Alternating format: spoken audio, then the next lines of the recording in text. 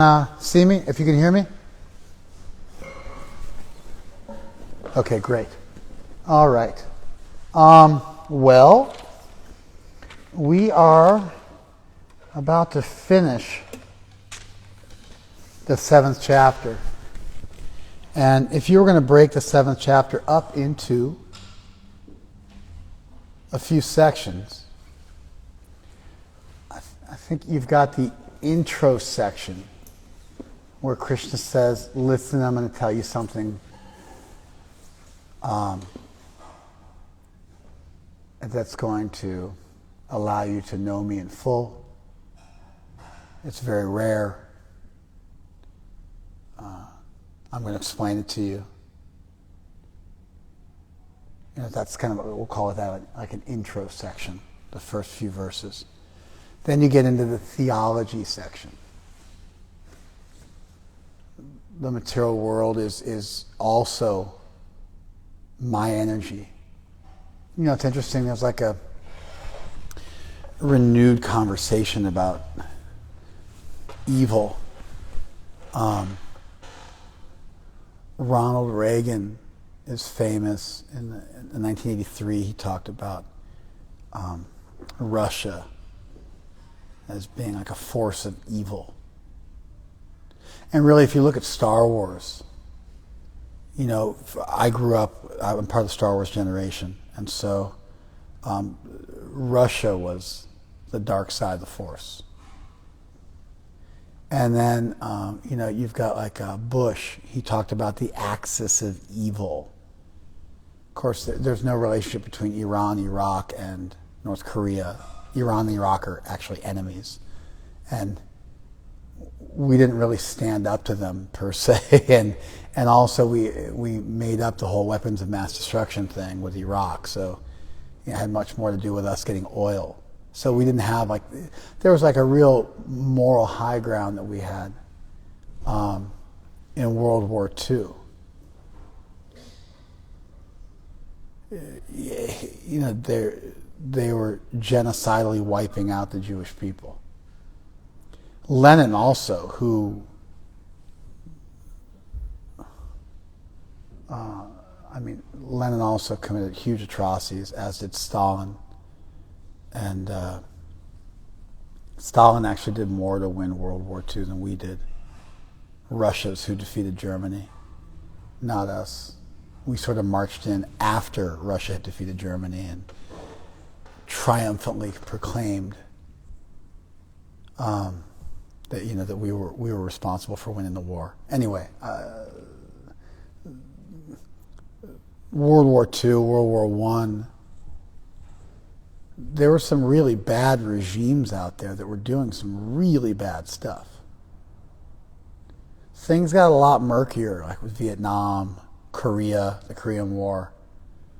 We had a lot less standing. We had a lot less moral high ground. It was much more about us staking our territory and us protecting France and Indochina with Vietnam and Japan and getting and muscling China around a little bit as an emerging superpower with the Korean War. Then we did a whole bunch of atrocious stuff in Latin America with Chile and Pinochet and in Nicaragua with the Contras and the Sandinistas, who were actually the legitimate government that won the election. But we funded the Contras, and crack cocaine was part of that. The CIA was involved in importing or turning a blind eye to the importation of cocaine, and also being involved in the importation of cocaine to the U.S., which became the crack epidemic of the mid-'80s, and that was to fund the war with the Contras. There was all like a whole trial. There was a whole massive inquiry. I'm trying to think. It wasn't a grand jury that was convened, but there was a congressional hearing that was done in Oliver North. And it was a whole fiasco that happened after the fact. But you know, so we had this moral high ground at one point, and then we lost it to a large extent. And then things got murkier. But Reagan jumped back in, like Russia was the bad guys. And then Bush tried to jump in and play that same game with the axis of evil. And America in general, up until, more or less up until now, we like to try to claim that we are the defenders of the free world,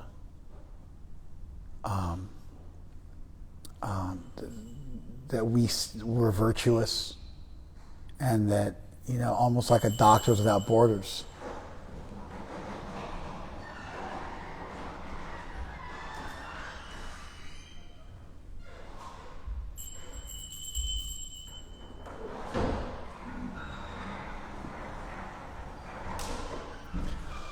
Almost like a Doctors Without Borders, that we stand for freedom of speech, freedom of religion.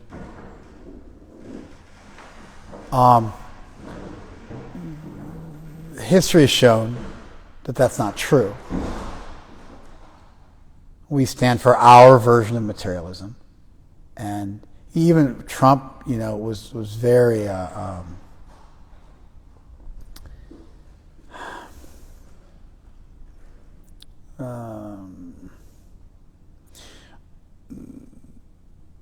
very much more being the drum of like America for Americans,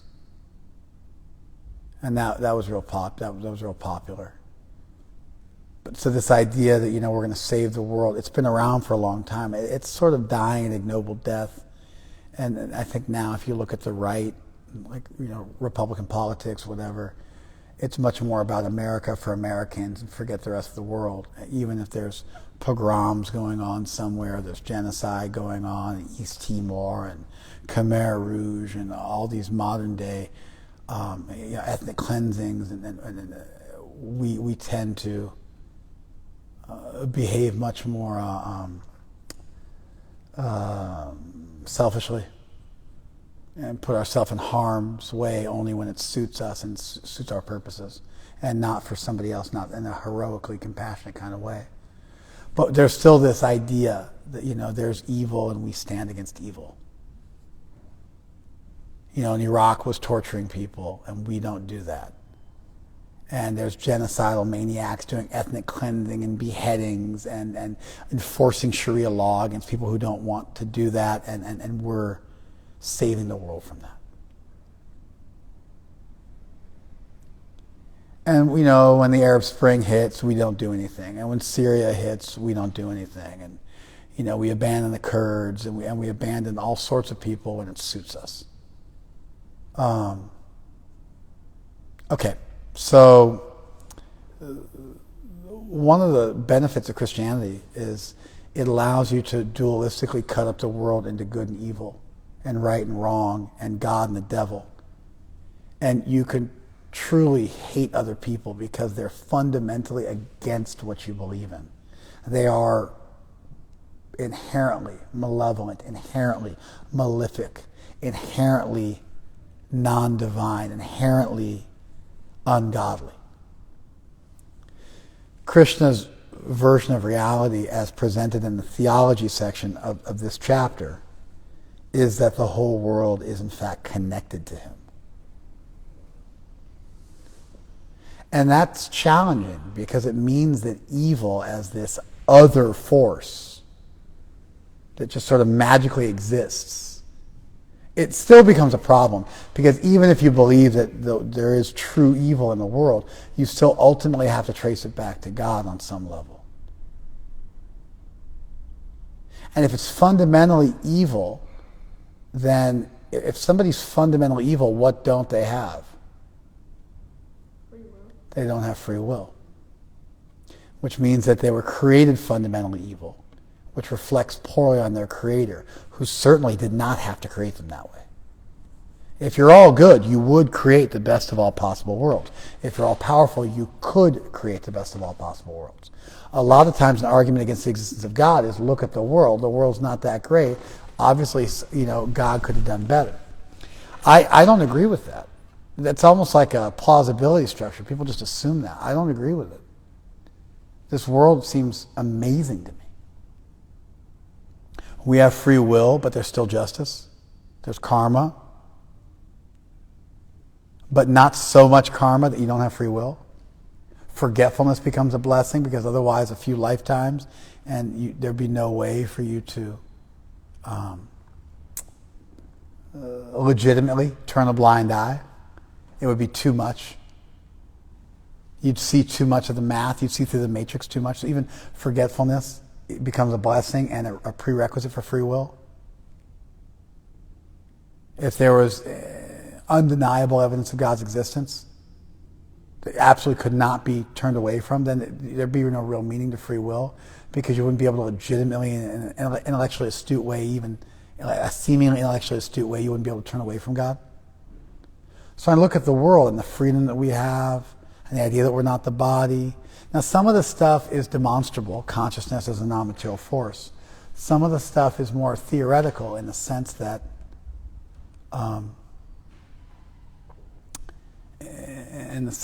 it's a reasonable hypothesis. But the nature of the hypothesis is that it can't really be tested. Like, how do you prove that reincarnation exists? All right, you find some kid born in rural India who speaks perfect Swedish at the age of 2. And you bring out a bunch of cameras and you're like, okay, here it is, here's the proof. But that stuff is always disputable. It's always subject to saying there's a hoax going on. Even I'm always looking for the hoax when I see that stuff.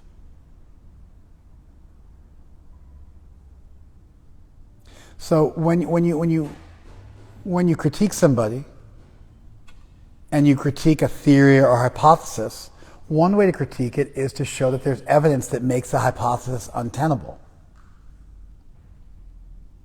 But if the nature of a hypothesis is that it's untestable, then you can't really demonstrate with evidence that it's for sure false. What you can do is demonstrate that it is incoherent and self-defeating, and it doesn't work philosophically. Like an all-good, all-powerful God that would create an eternal hell. I don't have to go to hell and then show a lake of fire. The idea itself is absurd. An all-good, all-powerful deity would not create an eternal hell. Even C.S. Lewis, who was a very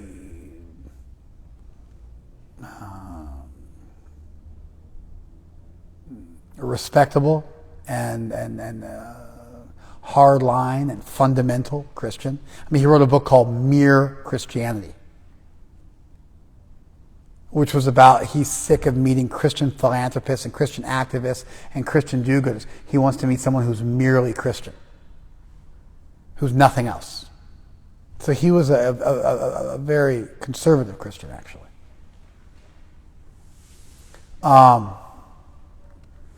Even he said, as far as I can see, the door from hell must be locked from the inside, not the outside. As far as I can see, the door from hell must be locked from the inside and not the outside. Why would the door to hell have to be locked from the inside? Damodar, are you paying attention?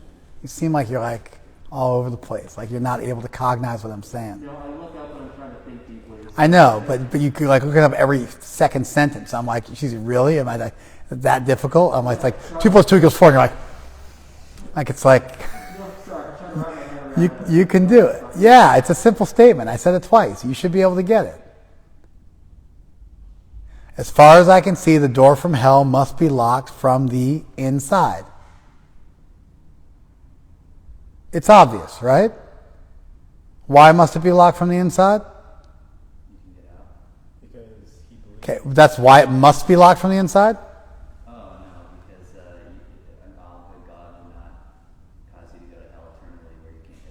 There you go.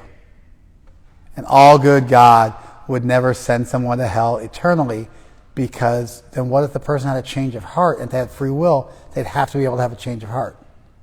So now I don't have evidence that hell exists or doesn't exist. There's no lake of fire. I'm not interviewing people who live in hell. I'm not doing epidemiological studies. I'm just looking at the actual idea of an eternal hell and seeing its incongruence with an all-good deity. You follow? And I'm not the only one who sees the implausibility of this. Conservative Christians have to grapple with this. And it's thorny enough. We good? Yeah, when you sit forward, you get cut off from that. All right, it's fine. And so it's thorny enough that they have to make statements like, the door to hell is locked from the inside. C.S. Lewis also made the great statement that the fact I have desires which can't be satisfied in this world means I must have been made for something beyond this world.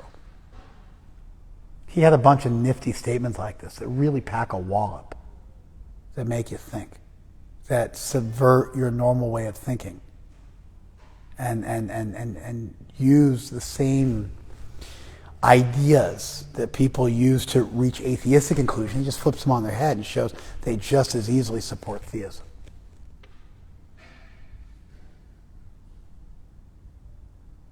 Does that make sense?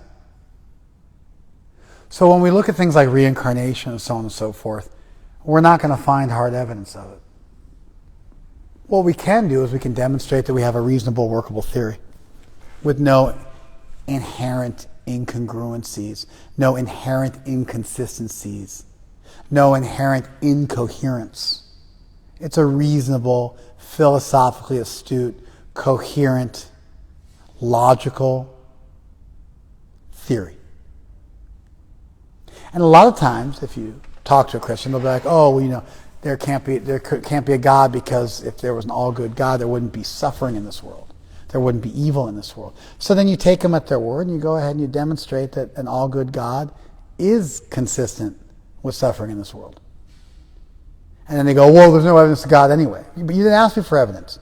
You told me I had an unreasonable theory. I just demonstrated I had a reasonable theory, and now you're switching the goalpost on me. And what would you accept as good evidence? How about consciousness as evidence of something non-material? It's important, and sometimes people get disturbed by this. They get disturbed by semantics when you talk about the meaning of a word. But sometimes it's important, because if two people are using the same word in distinct ways, they can be arguing over something they don't actually have an argument over. It's because they're understanding the word in two different ways. And so one person says, I think there's value in evil. But what they mean is evil is they mean self-interest. And the other person goes, there's no value in evil, because they mean fundamental demonic evilness. And then they're arguing, but if you clear up the meaning of the words, the argument evaporates. Probably half the time. Maybe 3/4 of the time. So people say, don't get into semantics with me. Well, there's semantics is the meaning of words, and so it's critical for a meaningful conversation. But then sometimes people are getting pedantic and they're nitpicking you over small language and they're missing the essence of what you're trying to say, at which point you can say, don't play semantics with me.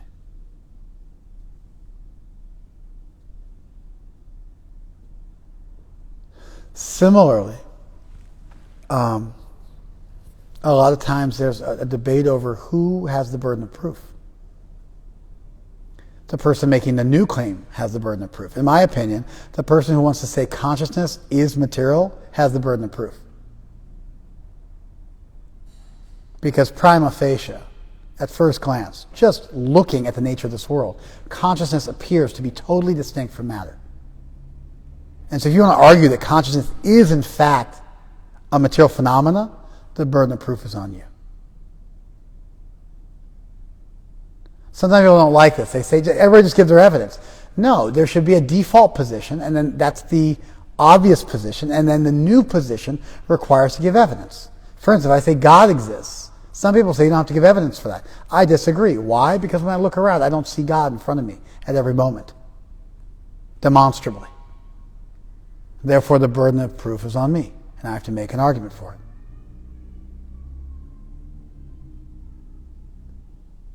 So another thing, it's just like semantics are sometimes important, also the burden of proof becomes important as well.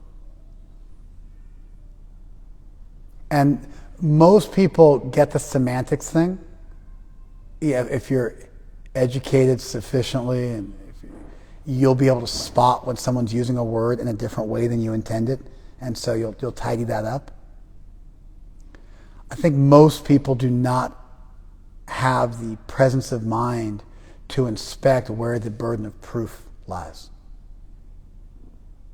I find that that's a foreign concept for most untrained people.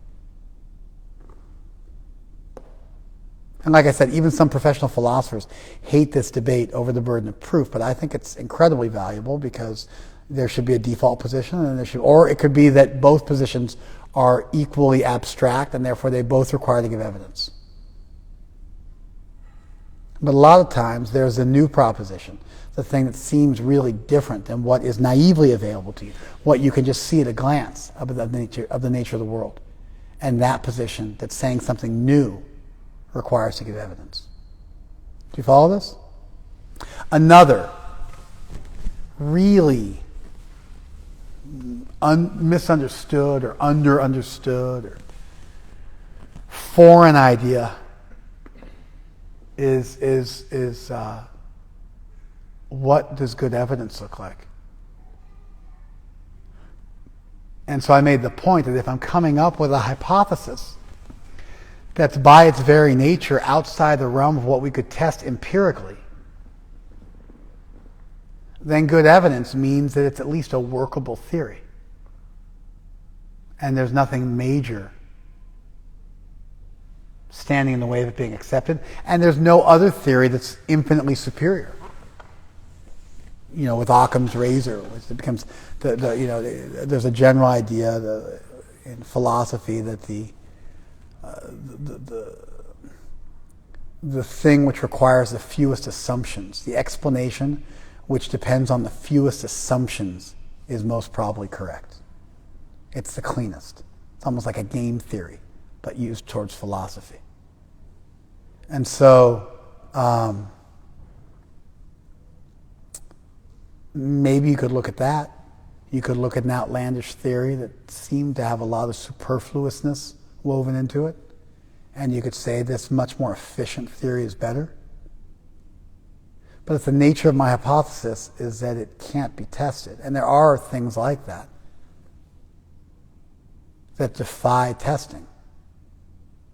For instance, proving other people's consciousness defies testing. You can prove reactions, but you can't prove consciousness, because by its very definition, it's experienced in the first person, which makes it phenomenological, which makes it something that you have to experience in a subjective way, and therefore it defies the ability to test in a third-person way, an objective way, because it must be experienced in a subjective way. As it's experienced subjectively, there's no way to demonstrate that you've subjectively verified something objectively for someone else.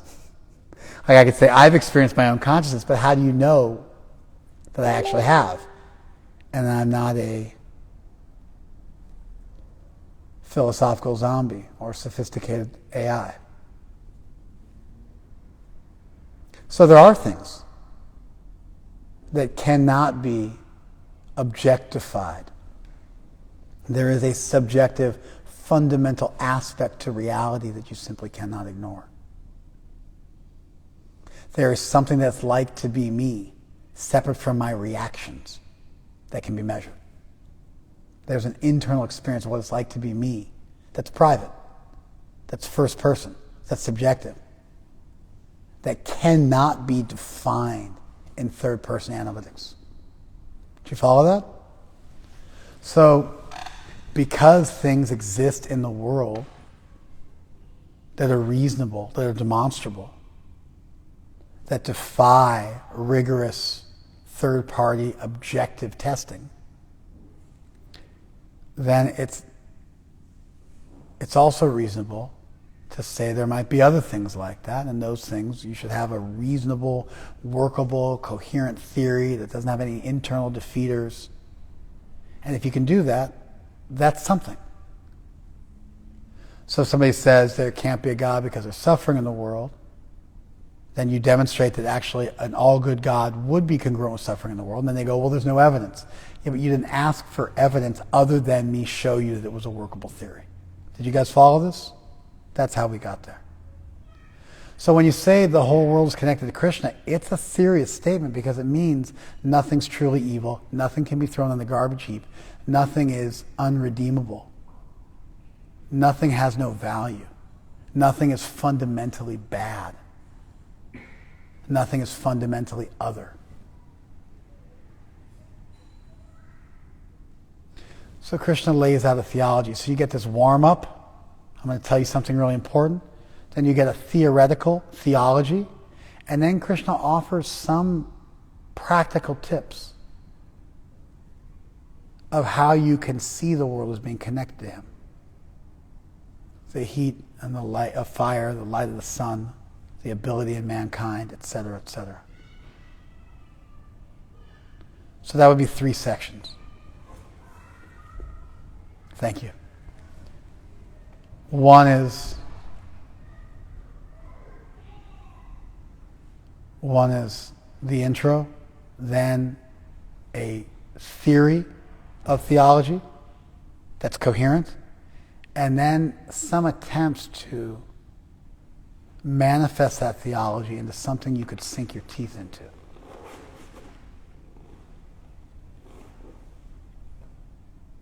And then as he's going through the theology, he introduces panentheism, the idea that everything is connected to God, but that God is also beyond everything and not the mere totality of everything. Te mayi na te shvaham. They're in me, I'm not in them. And then you're wondering, well,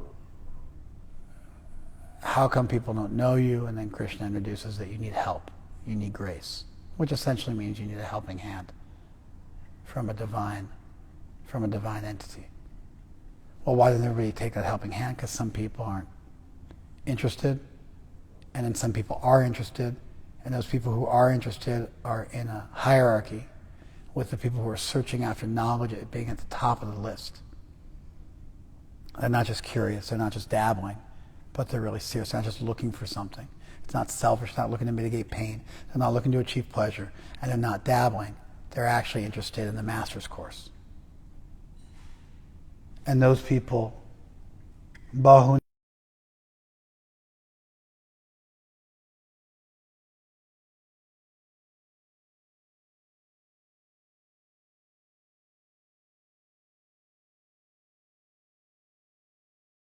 everything. Sa Mahatma Sudurlabha. That person is a great soul, a Mahatma, a great being. Sudurlabha, and is very rare.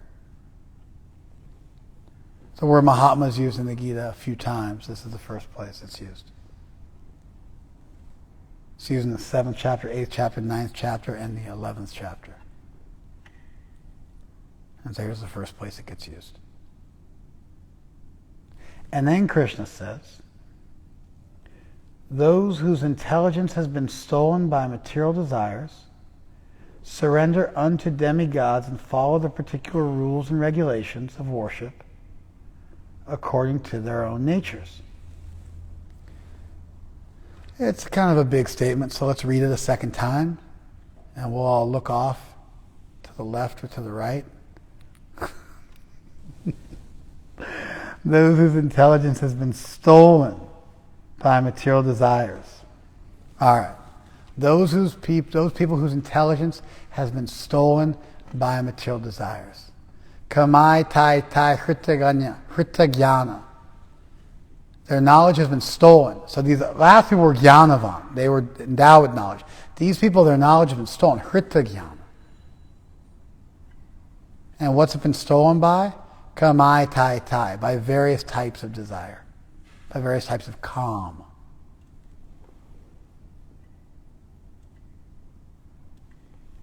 Does desire rob you of intelligence?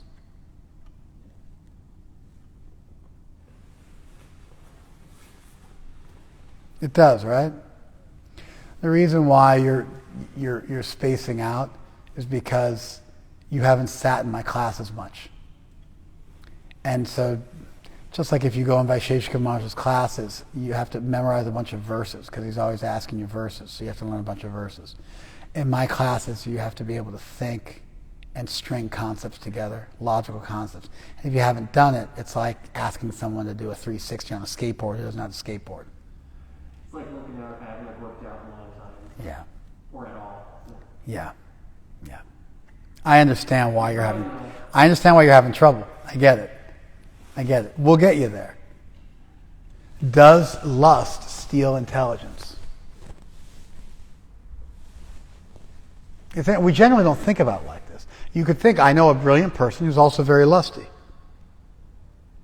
Like you could be an academic who was a lech, who was like a lecherous person, who was like, just a creep, a sexual deviant.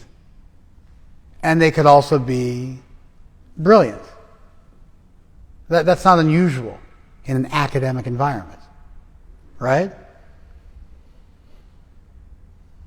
We don't think like that.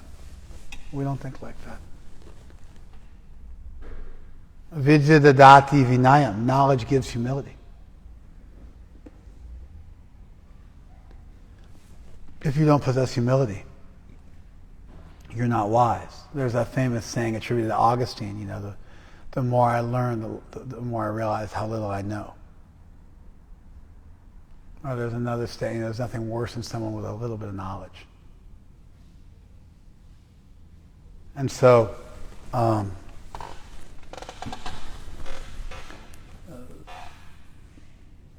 we generally think of knowledge as just being this thing you possess. You memorize stuff and you figure stuff out, and then you have this knowledge and it's yours. But if you look at knowledge as the ability to see divinity everywhere, or the ability to do the right thing, or the ability to know what the right thing is, certainly your personal desires can get in the way of your clarity. The word rajas, which we generally translate as passion, literally means dusty. And sattva in this means clear. And so you become dusty and opaque and unclear about what you should do. I was just counseling a friend of mine who's also serving as a president of a community in North America. And he was thanking me he and his wife were thanking me for giving them so much clarity. And I was saying, it's easy. I'm not in the mix that you're in. I'm not in the breach. I'm sitting from outside, and so it's easy to give advice because I can shrink it. Because I'm outside of it, I'm not in it. But when your desires and your self-worth and your investment and your attachment is at stake, you don't have the perspective, the distance, the dispassion to allow you to see things clearly.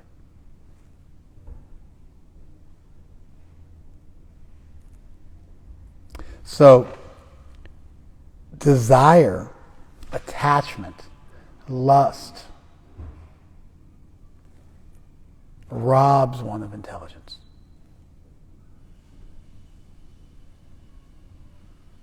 Think about it.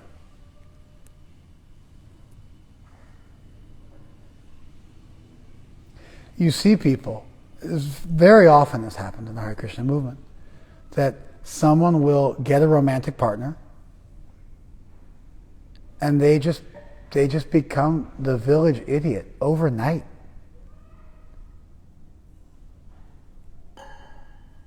Like a week ago, they were telling you about their morals and their values and their lifelong commitment to truth, justice, and the American way.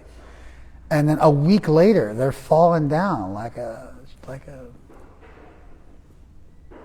some kind of cheap cretin on the street, breaking their vows and all their commitments and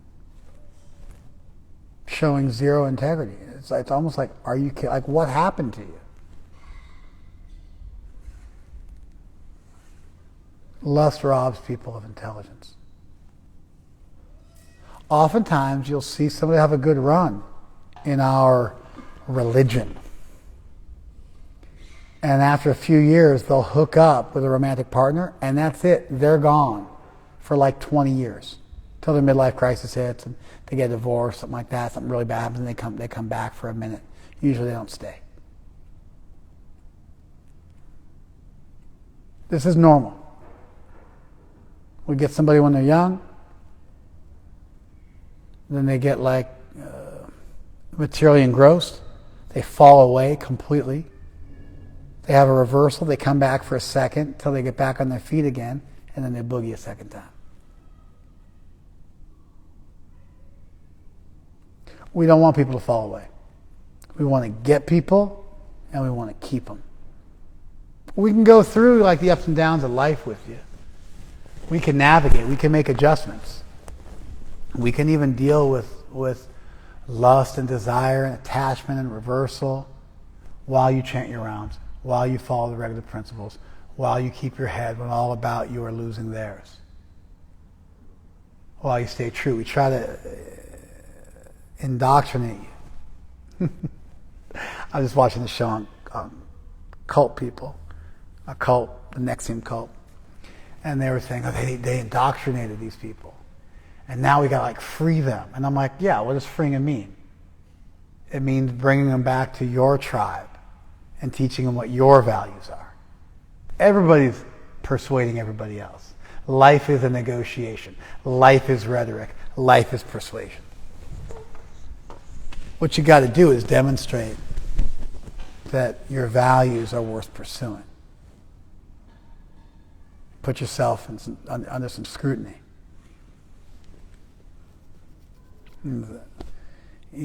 Show that you can stand up to some critical review. But everybody's on their soapbox, preaching up a storm, what they think is worth pursuing. Their very life tells you what they think is worth pursuing. What they do every day tells you what they think is worth pursuing. You get enough people together, they do a group think, and then they're like, okay, well, this is good, because we're all doing it, so we don't have to question this. Anybody's not doing what we're doing, then those people are bad. What we try to do is we get somebody when they're young and we try to teach them something about values, something about morality, something about integrity, theism, philosophy, critical thinking. And then the idea is that they can go out into life and they can navigate and they can enjoy and they can dip their toe in and they can play without losing themselves in the process.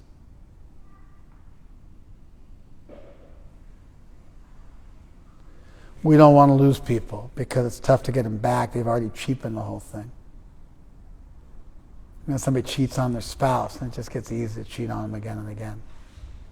Somebody breaks their vow, and lightning doesn't come down. One devotee kid told me he ate meat. Famous devotee kid, famous Hare Krishna person, big kirtan leader. When he was 14, he ate like a pastrami sandwich. And he told me he felt like lightning was going to come down and strike him. And when it didn't, he was like, oh my God, I can do anything. And I met him when he was 15. We brought him back to Krishna consciousness. But he had a minute there. And, you know, people start breaking their commitments and the sky doesn't fall. And a chasm doesn't open up in the earth. And then that just becomes a new normal. That just becomes a new normal. So this statement here, this is like doesn't require an explanation to somebody who's trained in Indic thought. But in the West it does. Desire steals knowledge. And it's interesting, but the result of having your desire stolen by knowledge is prapadyante anya devata. You surrender to other gods. Now that sounds really Christian. Thou shalt have no other God before me. I am a jealous God. But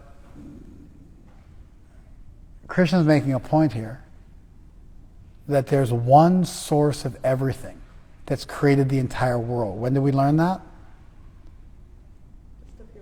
just a few verses ago.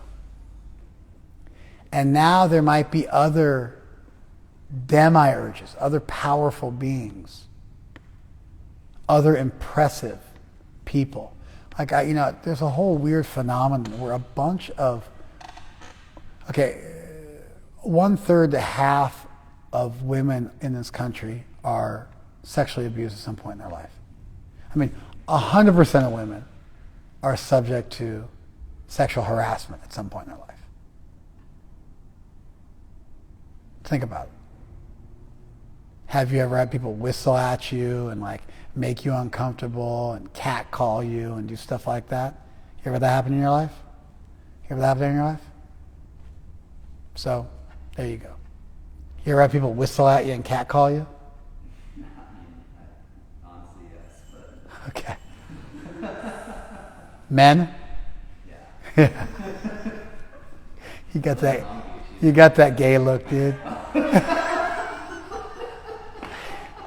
Ask my boys, they know. I'm sorry, man. I'm just having fun with you. You ever been catcalled before? Yeah, I go to Sexes. You have? Well, you're a good-looking guy. Yeah, you're welcome. I've never been catcalled before. I've never had this happen before. I don't know, maybe I'm hoping it's because I'm so rugged and heterosexual. Gay men know to stay away. But it could also be that I'm just not that attractive. I'm just not that charismatic, so it's not happening.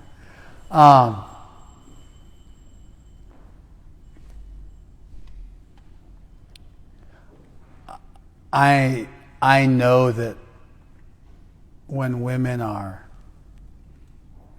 harassed, that it's worse than when men are harassed. Because when men are harassed, for the most part, it's maybe a little bit flattering or insulting or some combination of the above. With women, there's actually a fear. Are they going to chase me down and come after me and attack me?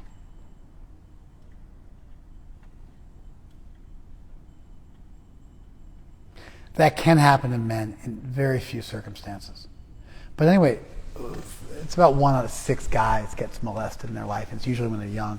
It's 1/3 to 1/2, depending on your statistics, of women who get abused. And that happens all throughout their lives. It does happen less when you get older, but it's probably because you get smarter and you're out drinking late at night in weird places you shouldn't be at less.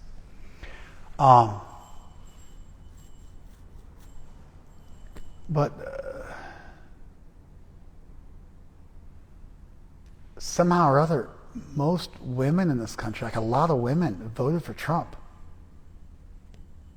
who was clearly a sexual predator.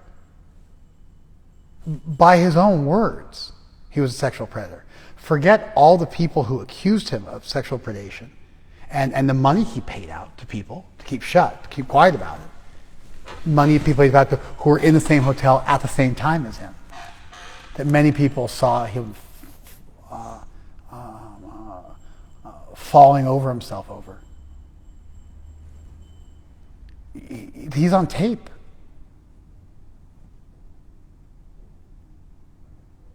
How did all these women vote for Trump? Forget whether you're Republican or Democrat. I don't want to do that. I've explained why. I don't want to start picking one side of the equation in a class when I'm a priest. But why would a bunch of women vote for Trump?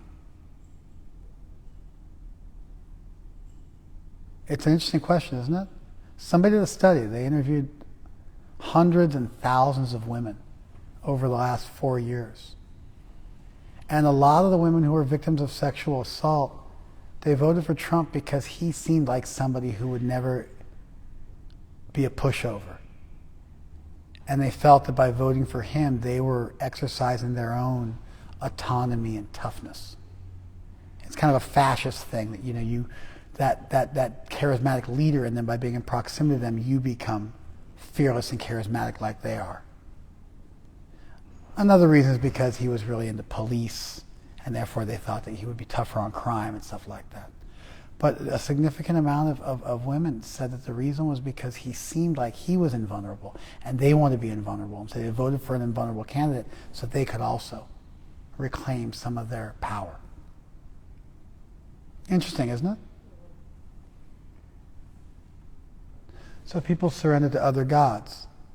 They find people in this world, in the Vedic context, this would be like Indra and Ganesh and what have you. But it really is powerful beings that have attributes that you find worthwhile, and therefore you venerate these people and you deify them in your mind. Not necessarily that you think that they're God per se, but you're more attracted to something in the real world, right in front of you right now, that you can align yourself with, that will give you back some of your power. Do you follow that? This is what Krishna's talking about. And so this could be believers, although that's like a dated. I said believers. Like Justin Bieber, yeah. Believers.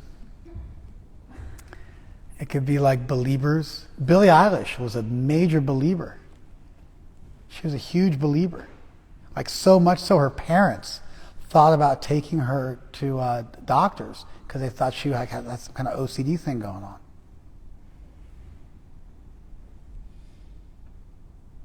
Wild, right? I don't know what the Eilishers, I don't know what what today's term. I know there's what's the beehive, right? For Beyonce, yeah. So there's her beehive. And so anyway, there's you got these different cliques of people, and they follow famous people, they venerate them, and functionally, they're obsessed with these people, and their life is about trying to be close to these people. Attachment is defined as the desire to be close to somebody, a pervasive desire to be close to the person. And so, and we're made for connection and attachment. Our neurobiology is made for attachment and connection. It's what makes us happy. So it's not a question of whether you're going to look for a connection or whether you're going to get attached. It's a question of what things you're going to get attached to. And so some people, they become too materialistic and they become infatuated with not an abstract, theoretical, no proof, right in front of you source of all reality that represents the personification of highest ideals, but something much more tangible in this world, much more sexy. You follow? That's what Krishna's talking about. I don't believe that Krishna's saying, you have to remember when in the Hebrew Torah, when Yahweh says, "Thou shalt put no other gods before me," you have to understand something. There was no monotheism in Egypt and Babylon. The two cultures which gave rise to Judaism. There was no monotheism. The Jews were the monotheists of Egypt. The Jews were the monotheists in Babylon. The Jews were the monotheists in Rome. So it's not that thou shalt put no other God before me, no other name for an all-good, all-powerful source of reality. It's not that. Don't put your Baals and your Ishtars and your golden calves and your different deities, little token deities that you make little token offerings to that might help you to script the world a little bit more in your favor. That's what was being critiqued. Nowadays, when we think of the statement, thou shalt put no other gods before me, we're talking about monotheistic traditions hating on each other. But that's nouveau. That's a misappropriation of the verse from the Torah. There was no other monotheism on offer.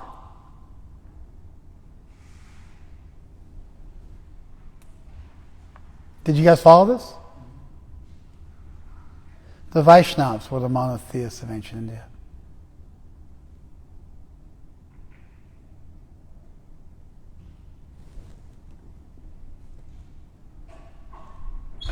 Tam tam niyamam ashtaya prakritya niyata swaya. Controlled by their own nature, they follow the appropriate rules. for worshiping those other gods and engaging in that culture.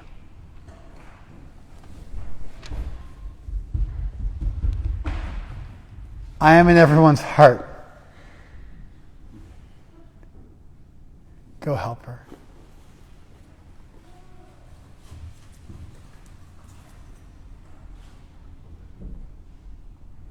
I am in everyone's heart as the supersoul. As soon as one desires to worship some demigod, I make his fate steady so he can devote himself to that particular deity. Yo yo yam yam tanu bhakta shradhaya architam ichasi. When you desire to worship with bhakti that other deity, whichever form it might be, tasya chalam shradham tam eva vidyadham yaham. I give that person their faith. I make their faith strong so they can worship that deity. It's an interesting situation that Krishna's arguing for here. He is the source of everything. Everything is connected to him. But some people who are lusty and materially desirous, they don't want that abstract, more difficult, Mount Everest, deeper spirituality. They want something cheap and immediate. You know, it's interesting, but Prabhupada, who lived through World War II in India, said that he knew a man who put Hitler on his altar. It sounds so bizarre.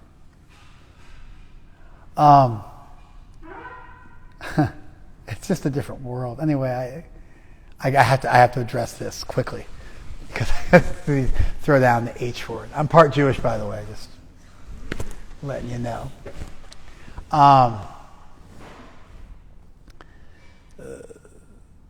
Hitler was liked by India. India was ruled ruthlessly by the Muslims for 1,000 years. They killed 100 million Indians, the biggest genocide in the history of the world. And then the Muslims ceded control to the British. And England plundered India. If you look at the crown jewels of England, half of them are from India. The Indian government has initiated lawsuits to have the crown jewels returned because they were stolen from temples in India to decorate the crown of the ruler. Think about it. The adornments of God were given to the ruler of England. Anyway, so Prabhupada lived during that time, and the British raped Indian women and, you know, largely operated with impunity in India in a very racist and oppressive and abusive way.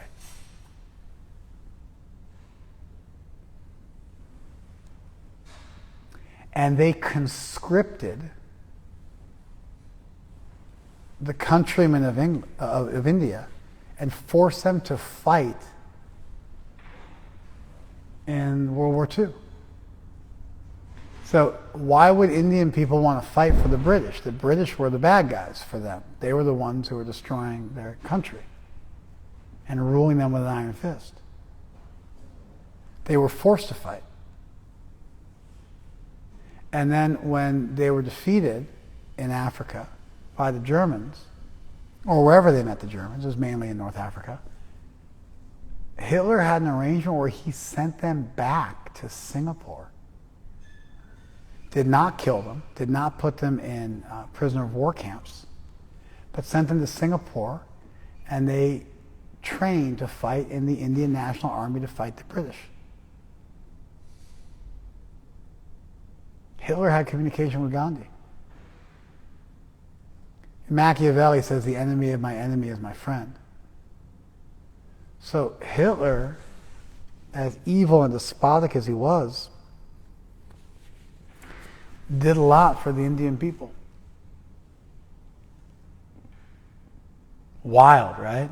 just like a whole different version of history, right? Like imagine what the Native Americans would write about the history of our settling of the Americas. It would be like some sort of genocidal tale. It would be awful. Like there'd be no Columbus Day. It'd be like horrible from the very beginning. So this guy had Hitler on his altar because Hitler was like helping their country. And that's a thing in India. So, there's like if there's somebody and they're like, oh, there's this guy. Okay, give me this picture. I'll put this picture on my altar. You see this on Indian altars. They'll have like every picture, like I don't know, their parents on the altar, their grandfathers on the altar, and then like some followers, some saint come to town. They bring a picture of their saint. Yeah, I'll put him on the altar too. They're just. It's because India is a hierarchical, inclusivistic country. It's not the nomadic tribe of the Middle East. All of our worldview comes from the Middle East. It was from warring tribes.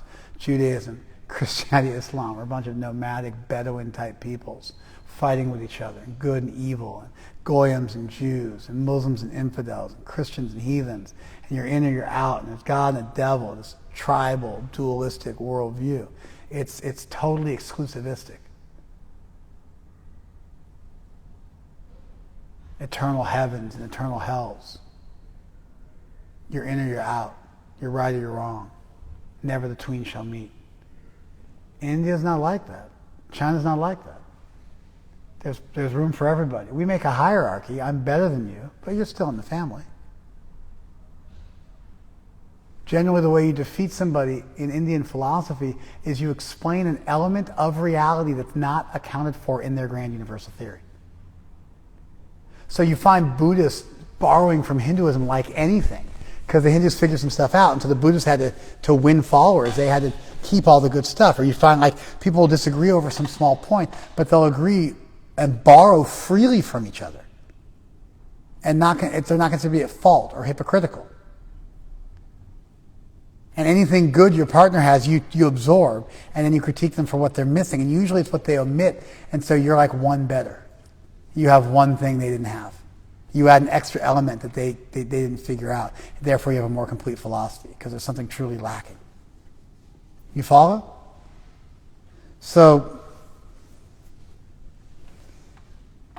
yeah, this it's like you get a bunch of deities on the altar, you're trying to cover your bases. Some new deity comes, okay, put them up on the altar too, no problem. Some big personality comes, yeah, throw his picture up.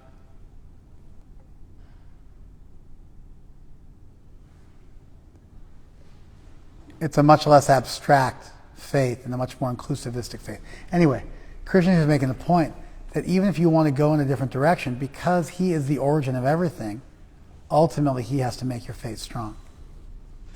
It's a really interesting point, isn't it? Endowed with such a faith, he endeavors to worship a particular demigod and obtain his desires. But in actuality, these benefits are bestowed by me alone. So now even what you get, so your faith to worship the other god comes from Krishna. And then the gifts you get from that other form of worship also comes from Krishna. Because again, you're dealing with a singularity, a source of all reality. An absolute source of everything. And therefore everything does come from Krishna, and you're just getting it in a degraded form. Men of small intelligence worship the demigods, and their fruits are limited and temporary. So because you're worshiping a temporary being and not an eternal, all-powerful source, therefore the only thing you're going to get are temporary things. Okay. Do you follow this? Because you're worshiping a material being, even if it's a fancy demigod, but ultimately someone who's going to die, and therefore fundamentally no different than a Trump or a Hitler or whoever, then they can only give you, although they're getting everything from Krishna, ultimately, they aren't capable, just like you could imagine, for instance, let's say,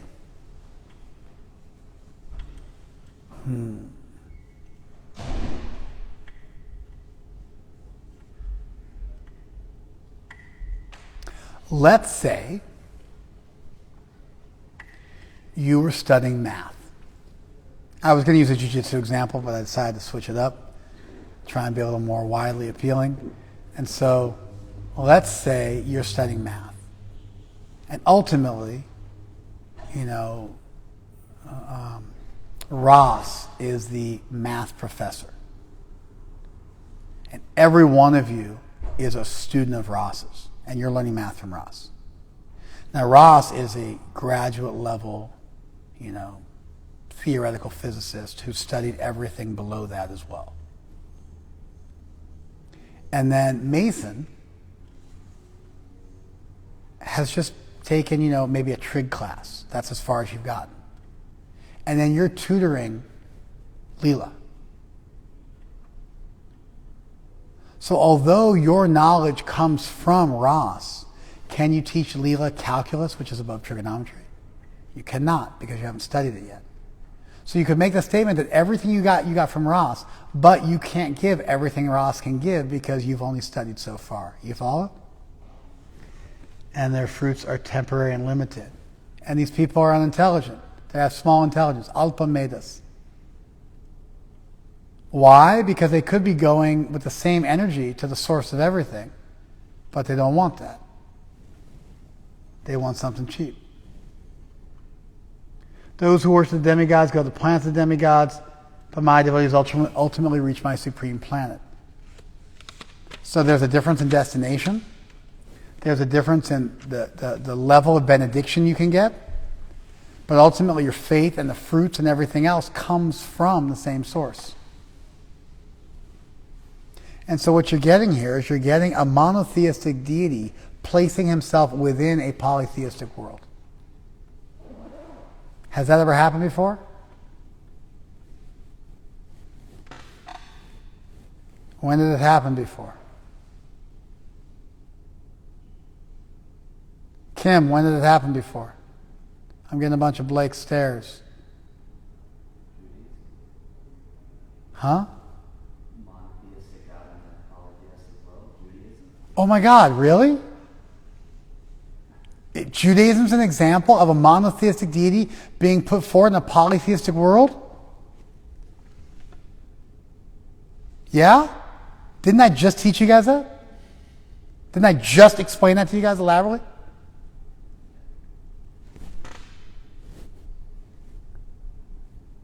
That's what you're dealing with here. You've got a polytheistic world. Krishna's adding in a new revelation. He's saying there's one ring to rule them all, but he has to place himself within that pre-existing landscape. And therefore, verses like this have value. It's kind of unpopular, but I think really the role of demigods in Vedic culture is now played by actors and musicians and sports figures in this world. I think the same type of devotion is dedicated to them. I don't think those people thought that the deities they were worshiping were eternal and forever and unlimitedly powerful. If you look at Greek mythology and you look at Egyptian mythology and Babylonian mythology, gods died, gods got killed, gods suffered from bad qualities. They were just really powerful, really rich, really powerful, and like far above you. And when we look at sports figures and actors and rich people and musicians and artistes, we find they occupy more or less the same mental space in people's minds.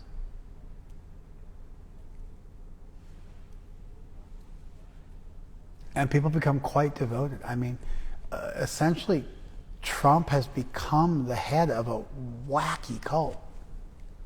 QAnon, he's the Messiah of QAnon.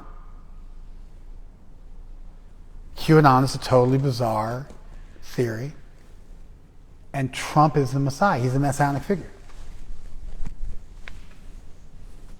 And it's starting to look like a millenarian cult. I won't get into that, but it's starting to look like a millenarian cult. Wild, right? There's an impending apocalypse and purifying, and people who get it are specially placed, and they're going to play some critical role. There's like illusions of grandeur, the appeal to like you're something other than like a North Dakota housewife. Or some dude with a beer gut, you know, drinking beer in Oklahoma. Forgive me for hating on Oklahoma and North Dakota. This is what came to mind. I'm an equal opportunity hater. Yeah, I think that political figures nowadays and sports figures, etc., they occupy more or less in the public consciousness the same space that demigods occupied in the Vedic culture. And as evidence for that, you see that when these new figures come along, politicians and what have you, into the Hindu mindset, they wind up on their altars, demonstrating quite elegantly that we're talking about the same kind of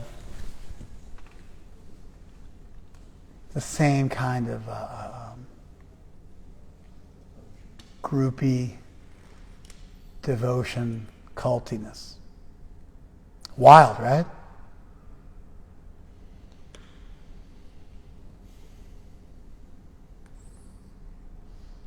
Really becoming a devotee, and we'll finish with this, means that your heroes become Hare Krishna people.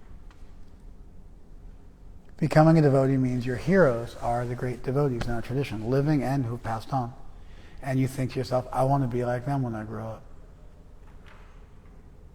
I want to be a person of virtue.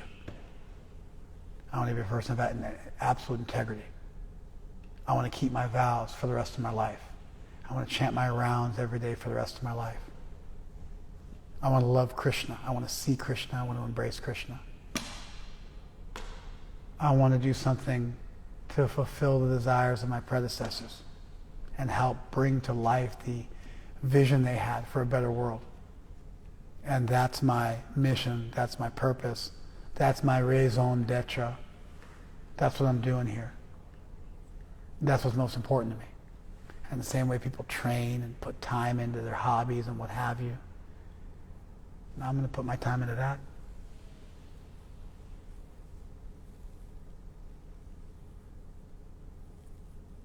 All right. Thank you.